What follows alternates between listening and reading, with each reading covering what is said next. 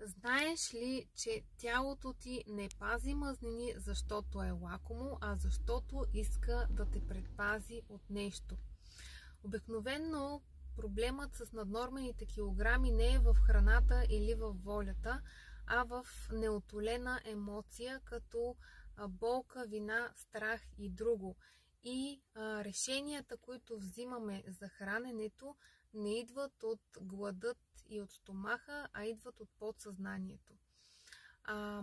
Това означава, че ако искаме промяна, е важно да започнем с това да слушаме тялото си, какво иска да ни каже, а не да потулваме неговите сигнали с храна.